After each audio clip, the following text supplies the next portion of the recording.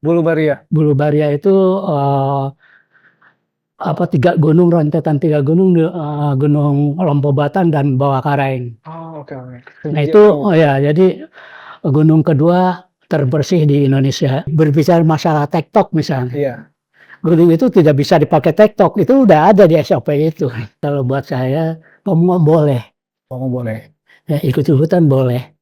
Tapi kalau bisa gitu ya, dengan orang yang berpengalaman. Langkah liar dari negeri penjelajah. Halo kawan-kawan, kembali lagi di Langkah Liar. Hari ini salah satu momen paling baik untuk saya. Karena kebetulan hari ini saya bisa mendapat akses untuk bisa langsung bertemu dengan salah satu legenda dan salah satu inspirator untuk saya. Saya sangat mengidolakan beliau sih. Karena rekam jejak dari tahun 1970 beliau sudah menjejakkan kaki di dunia pendakian, dunia petualangan. Nama besar beliau tercatat di beberapa taman nasional yang kebetulan beliau ini bisa kita menyebutnya salah seorang yang selalu dimintai nasihatnya gitu. Nah, langsung aja kawan-kawan, kita bertemu dengan Abah Bongkeng. Ya, wassalam. Abah, Ya, terima kasih banyak. sama-sama. Kebetulan nih, Iya. ada waktu untuk bisa hadir di sini. Iya. Nah, Alhamdulillah, Bah. Kita dari awal Langkah Liar berdiri, Bah. Kalau boleh sedikit cerita, kami ini sedikit mempunyai rasa keresahan gitu, Bah, tentang era pendakian yang saat ini terjadi. Dan ketika kami berbicara mengenai siapa orang yang cocok untuk berbicara tentang hal ini, kami bersepakat ya Abah Bongkeng lah mungkin. Iya sama sih, kalau resah sih sama saja. Sama ya, Pak ya? Iya, bahkan mungkin ya sangat prihatin dengan kondisi dunia pendakian sekarang ini gitu. Ya karena mungkin juga dunia pendakian sekarang kan sudah lain, bukan menurut saya Ya. udah bukan petualangan lagi. Kalau buat kami dulu adalah kegiatan mendaki gunung itu adalah suatu petualangan.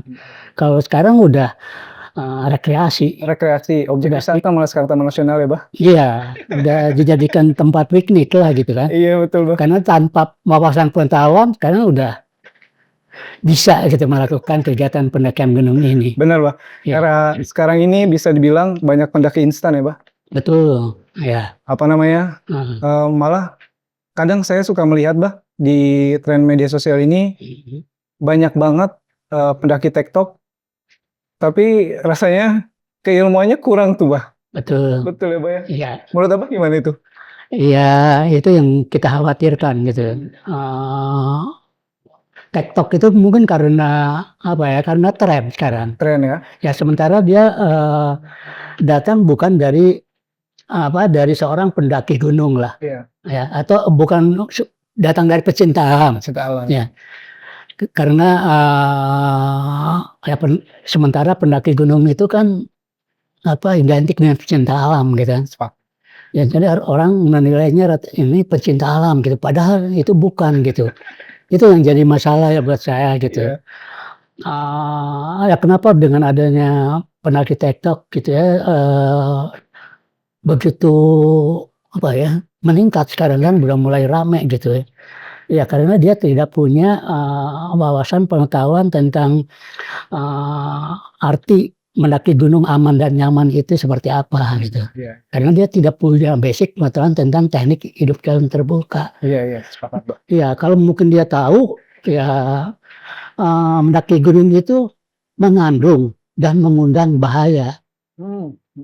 Mengandung jelas kan? Betul. Kondisi alam seperti apa gitu.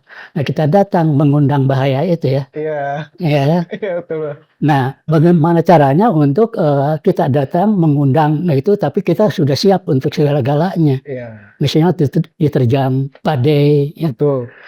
Kena hipoksia gitu, hipotermi dan sebagainya. bagaimana harus menanggulanginya. Nah, rata-rata ya tadi ya tidak semua tahu tentang masalah Iya, Pak. hal itu gitu. Lalu saya sangat mengkhawatirkan sekali tentang pengetahuan yang minim ya, Pak ya. Ya. Lalu kawan-kawan sebetulnya pendakian tektok itu nggak pernah menjadi masalah sama sekali, kawan-kawan. Cuma yang akan menjadi masalah ketika olahraga itu menjadi salah satu hal yang membuat dia kecelakaan gitu. Dari mulai kurangnya pemahaman, lalu kurangnya fisik, kesiapan fisik mereka untuk mendaki atau ya tektok segala macam lah itu.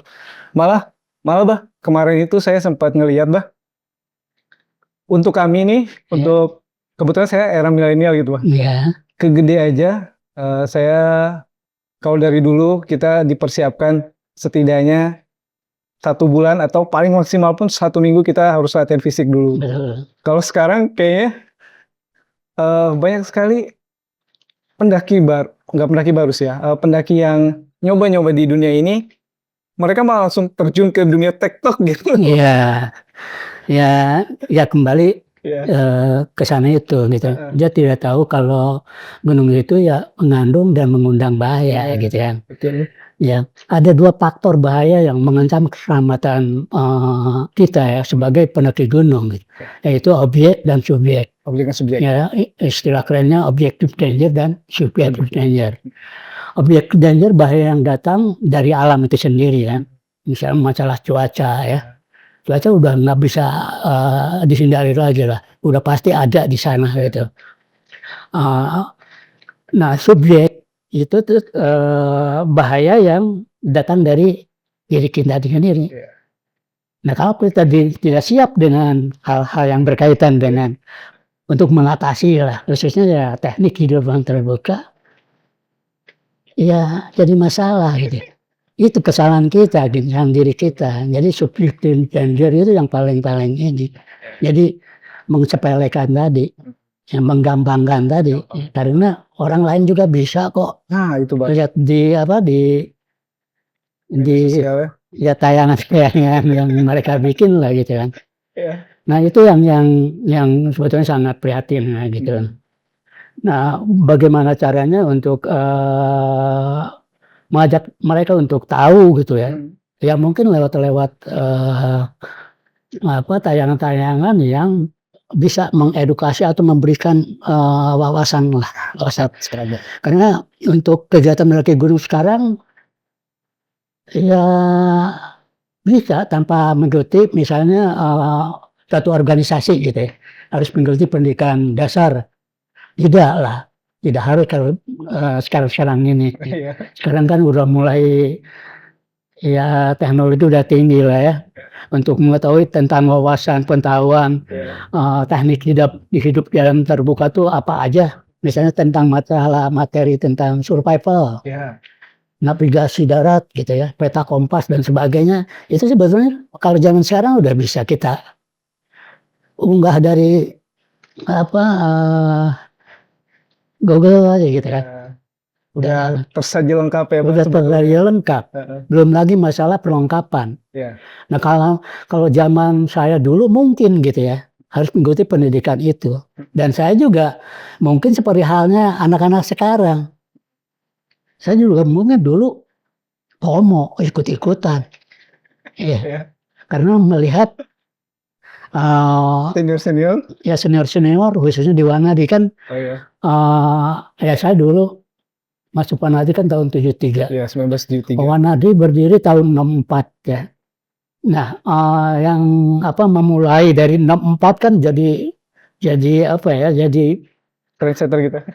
Jadi saya pengen seperti itu gitu.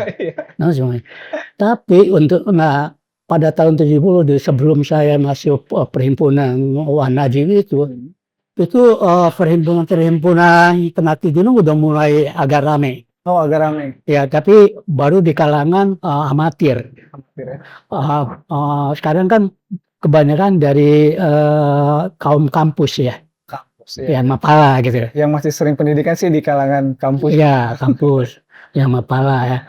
Nah, kalau dulu di tahun 70 munculnya para pegiat alam terbuka, misalnya para pendaki gunung itu diawali dari perhimpunan-perhimpunan yang amatir. Jadi kayak Wanari gitu, bukan dari datangnya dari kampus gitu ya, tapi dari masyarakat biasa untuk mendirikan suatu perhimpunan, ya itu gitu. Nah, begitu saya tertarik dengan teman-teman yang Wanari, wah kayaknya heroik gitu, gagah mendaki gunung bawa ransel, nah berarti kan saya tuh tergugah untuk ikut gitu. Nah tapi kalau saya ikut-ikutannya ke orang-orang yang punya organisasi itu gitu. Nah kalau ke sekarang kan memang mungkin juga ya kita harus maklumi gitu ya. Karena begitu tren kemudian muncul, perorangan udah bisa bergerak lebih banyak daripada para pecinta alam yang notabene datangnya dari organisasi gitu yang punya basic. Ya dia jadi ikut-ikutannya dengan orang-orang yang tidak punya dasar pengetahuan itu juga gitu. Iya, iya, iya. Nah, makanya untuk sekarang kalau buat saya semua boleh, Oh, boleh. ya ikut-ikutan boleh. Tapi kalau bisa gitu ya, dengan orang yang berpengalaman atau sebelumnya menggali dulu wawasan pengetahuan tentang mendaki aman dan nyaman untuk mendaki itu gimana gitu. Ya itu tadi buka aja Iya, iya. Google udah ada gitu. Jadi sekedar tahu aja gitu bahwa mendaki gunung itu ya itu tadi mengandung dan mengundang bahaya. Dua faktor bahaya yang udah pasti jelas. Itu faktor pembunuh yang sekarang. Pembunuh sekarang. Iya. Nah, kawan-kawan, berarti kita sudahi ya. Nggak ada tuh pendaki POMO. Pendaki POMO boleh, tapi harus didasari dengan pengetahuan yang cukup dan kesiapan fisik yang memadai ya. Saya sengaja nggak memperkenalkan lebih jauh tentang siapa sosok inspirasi hari ini. Kita langsung bahas semua keresahan aja gitu. Biar kalian tahu siapa sosok inspirasi ini. Beliau 1973 udah jadi anggota Wanadri, kawan-kawan. Lalu mungkin nanti kita akan buka kalau diizinkan CV dari Abah Bongke. Kita akan tampilkan slide-nya. Dia sampai sekarang belajar dan belajar terus. Itu. Belajar dan belajar terus. Harus belajar mengikuti perkembangan zaman kan. Benar. Milenial sekarang gitu. Nah teman-teman milenial sekarang itu seperti apa? Iya. Bagaimana gitu? Benar. Nah kalau saya berkukuh ke masa lalu, Iya. ya jadi masalah juga berat sekali, nggak jadi bodoh lah gitu. Iya. Artinya ya itu saya pelajari hal-hal yang ada di zaman sekarang ini. Gitu. Ikut perkembangan zaman. Ikut perkembangan. Dulu saya misalnya naik gunung tidak luput mempergunakan membawa ya dan mempergunakan peta dan kompas. Ya. Ya itu kan untuk kemungkinan ya. Ya kan kalau misalnya saya tersesat gitu kan, ya harus berbuat apa? Ya modal saya untuk bisa keluar kan bernavigasi gitu. Nah kalau saya tidak bisa keluar, kehabisan makanan, bagaimana harus kita makan gitu. Artinya saya harus belajar tentang survival ya. Jadi tumbuh-tumbuhan yang bisa dimakan di hutan apa gitu. Untuk yang lain-lainnya gitu kan, masalah misalnya menjerat binatang dan sebagainya, bagaimana gitu. Nah itu kita pelajari gitu kan, dari zaman dulu. Nah sekarang mungkin udah lain gitu zamannya. Sekarang harus tidak membawa peta dan kompas saja, dan membawa Gadget. HP aja, gadget aja, di situ udah komplit. Iya. Ya. Iya tentang masalah navigasi itu udah ada kompas, udah ada GPS, dan udah ada peta di situ. Tidak harus membawa lagi gitu. Nah itu saya pelajari hal-hal itu. Nah kalau mereka hanya membuat konten, kalau saya mah buat itu, tapi makanya saya nggak pernah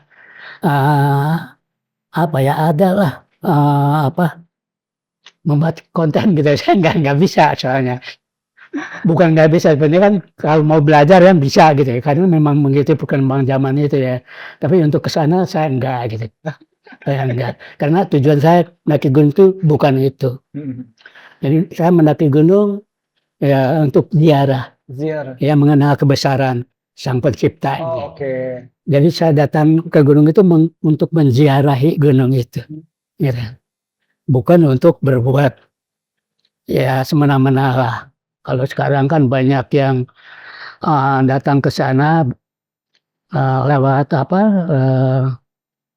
Lewat uh, media yang dia buat ya, yang memperlihatkan yang tidak sepantasnya yang dia lakukan gitu ya. Yang harus kita nikmati gunung itu, harus kita ini keindahannya itu dijogetin. Kan nggak sopan terhadap penciptanya gitu kan. Iya, Bah. Itu saya sangat sedih lah lihat Ya, itu. saya tahu sih berita itu.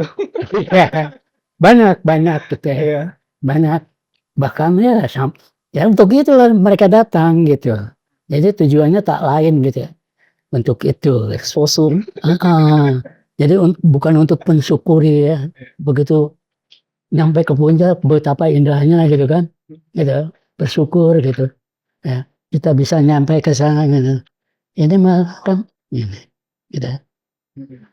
Datang ke sana kadang-kadang ya sering saya berpapasan atau menemukan pendaki lagi jalan tuh nyetel musik dan Iya, gitu iya. kan. Nah kalau kami datang ke gunung itu kan untuk apa ya mencari keheningan gitu, mencari keheningan ya. Ya untuk apa ya mendengar suara-suara alam lain gitu ya. Nah, nah malah mereka datang membawa musik malah terganggu kan hal-hal yang berkaitan dengan isi alam itu sendiri. Iya. Ya, di sana ada gitu habitat-habitat binatang yang mestinya kita apa lindungi, kita ketahui gitu kan. Nah sekarang udah nggak bisa lagi gitu. Dimanapun gunung-gunung, khususnya gunung-gunung favorit sekarang tuh udah nggak ada rasa. Kalau dulu saya mendaki Gunung Ciremai tahun 70-an itu sangat mencekam.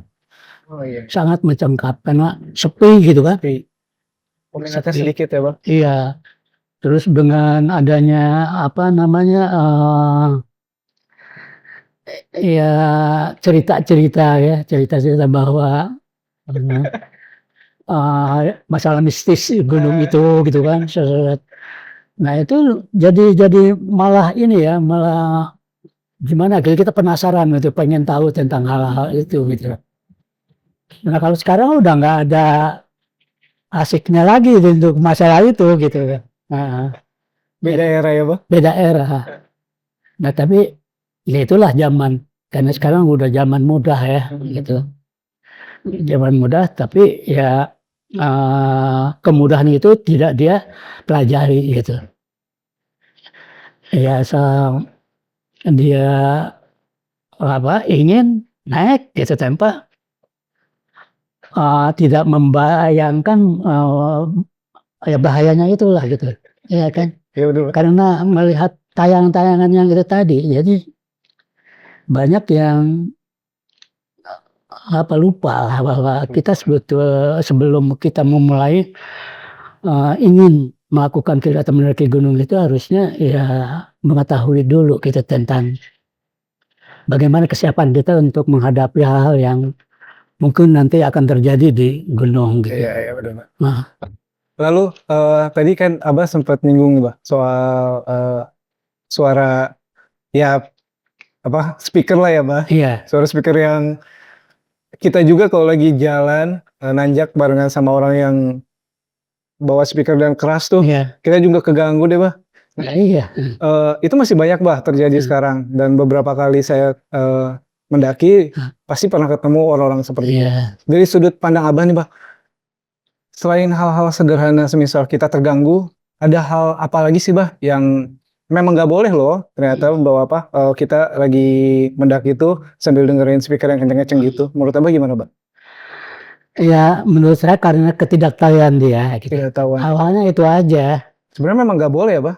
Ah, menurut etika lah. Etika.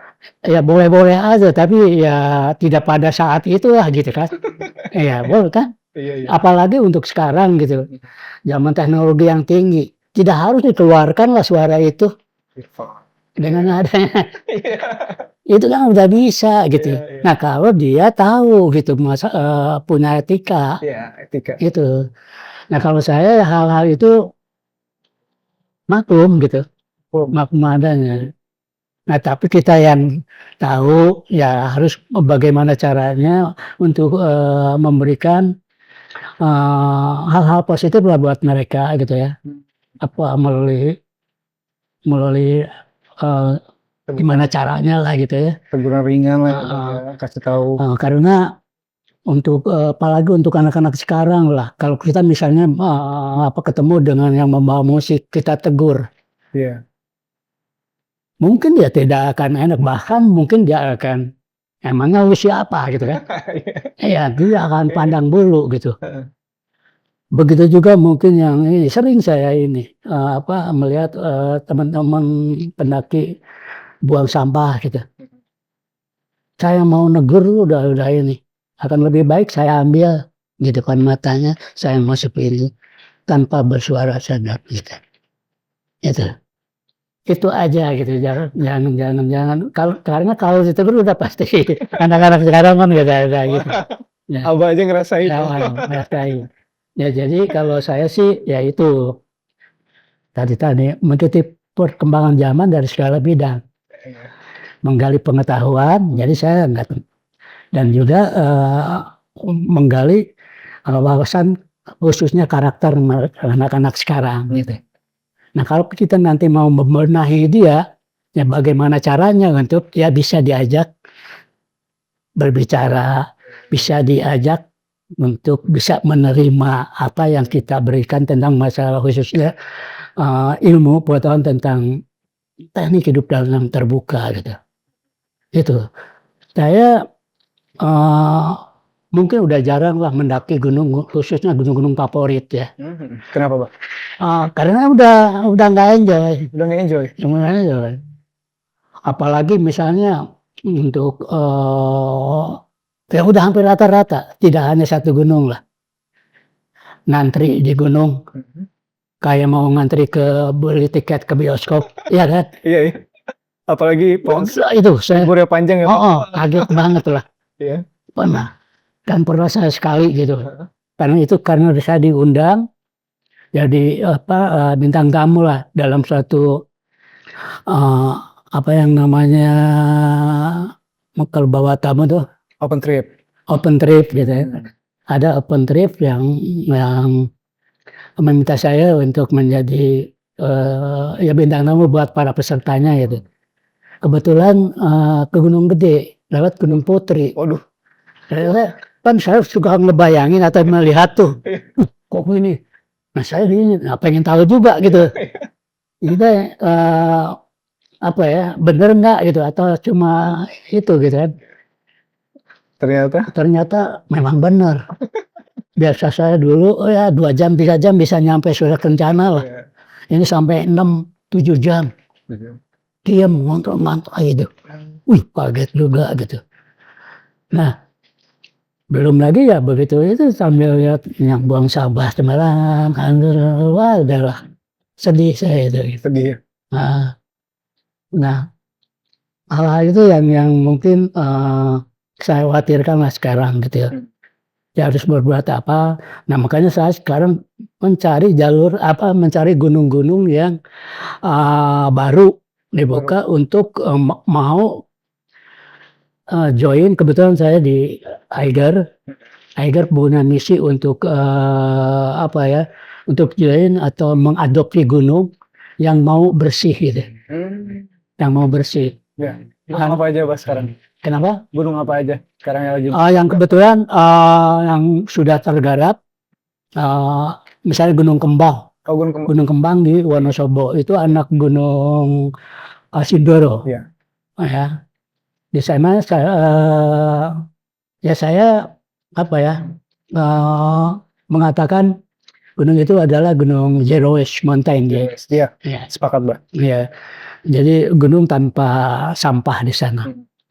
Nah, saya memberikan aturan untuk para pengunjung dengan SOP yang sudah ada sebetulnya, yang sudah dibuat oleh yang punya gunung lah gitu ya, itu yang punya gunung. Nah, itu saya coba terapkan di sana gitu. Jadi bagaimana caranya pengunjung tidak membawa bahan sampah atau meminimkan gitu ya. Dia membawa sampah ke atas. Gitu. Jadi sampai si pengelola itu misalnya menyediakan tumbler ya untuk kalau ada pendaki bawa botol pakai botol minum ya, botol mineral. ya air mineral gitu ya yang dibeli dari toko harus dipindahkan ke tumbler tapi dia tidak membawa, kita akan pinjamkan ya. Harus dipindahkan.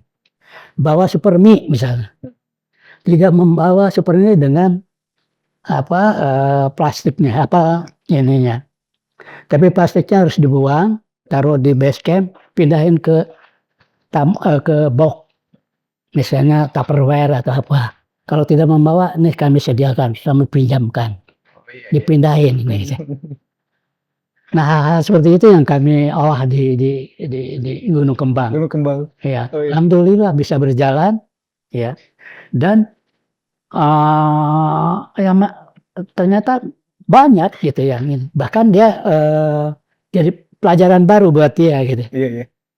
Jadi kita ada sedikit mengedukasi dan itu tanpa kita memberikan wawasan keharusan yang ini. Cuma sinirin gitu aja. Ini baiknya bawa ini, coba kamu ini. Nah. Itu sekarang jadi gunung percontohan sama Kementerian Kehutanan ya, Bah? Iya, betul. Sampai sejauh itu. Saya juga baru tahu nih ternyata Abah Bongkeng di balik itu. Iya. Ya, kemarin kebetulan ada konferensi kan untuk pariwisata dan kerjasama dengan APGI ya, untuk pemandu wisata. Nah, dia mengadakan konferensinya di Wonosobo. Di Wonosobo. Nah, Gunung Kembang jadi studi ini ya ke sana. Iya. Percontohan. Iya. Nah, terus ya saya juga buka di Makassar. Di Sulawesi untuk wilayah timur. Itu Gunung Bulu Baria. Bulu Baria itu 3 gunung, rentetan 3 gunung, Gunung Lompobatan dan Bawah Karaeng. Oke. Nah itu jadi gunung kedua terbersih di Indonesia. Jadi gunung pertama yang terbersih di Indonesia adalah Gunung Kembang.